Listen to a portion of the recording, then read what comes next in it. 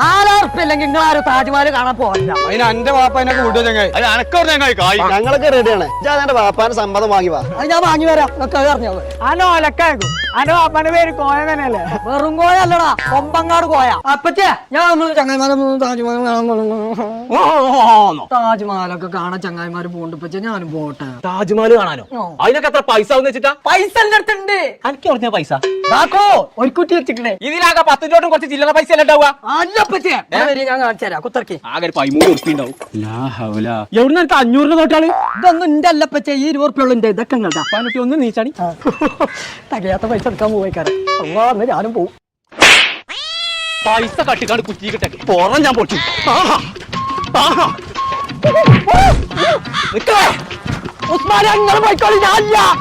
എവിടക്കങ്ങൾ എല്ലാരും കൂടി പോണ്ട്? ഞങ്ങൾ താജ്മഹൽ കാണാൻ പോയ 4000 ഉറുപ്പ ഉള്ളൂ.